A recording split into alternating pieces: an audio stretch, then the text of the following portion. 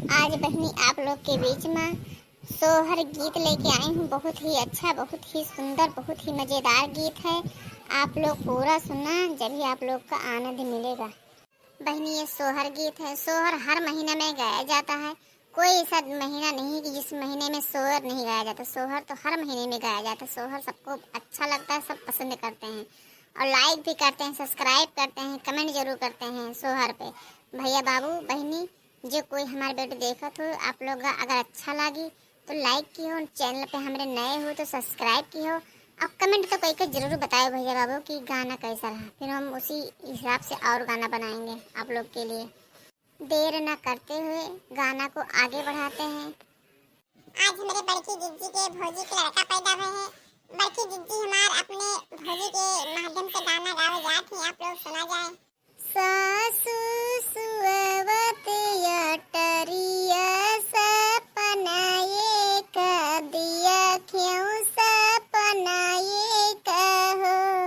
सासु सपने के करहु बिचारा सपना बड़ा सुंदर, सपना बड़ा सुंदर हो।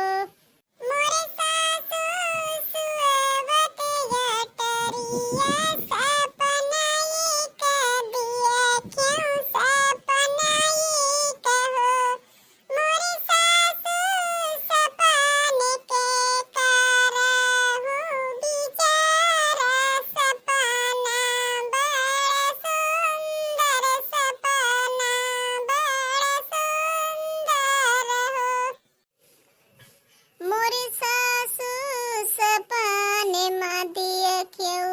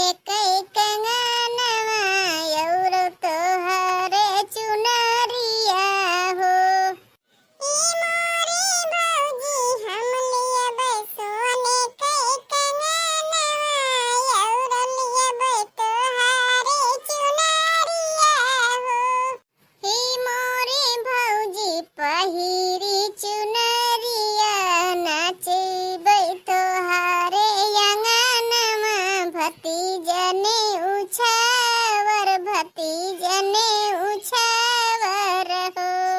ए भौजी पहिरी चुनरिया नाचबै तोहारे अंगनमा ललाना ने उछावर ललाना ने उछावर हो। ई मोरे ननदो लैन लियत्यो सोने कई कंगनवा ललाना ने उछावर ललाना ने उछावर हो। ई मोरी ननदो नहीं दिए बैया पानी चुनरिया नैहरव के चीन्हा नैहरव के चीन्हा हो। ई मोरी ननदो नहीं दिए बैया पानी चुनरिया नैहरव के चीन्हा नैहरव के चीन्हा हो। ए भौजी जुग जुग जियै तोहर ललनवा अमर रहयहि बतवा हो।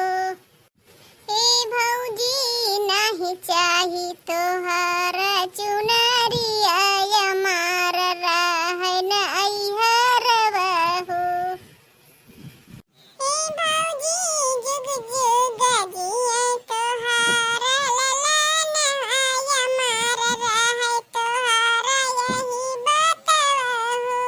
ए भौजी नहीं चाही तोहर चुनरिया अमर होय नैहरवा हो।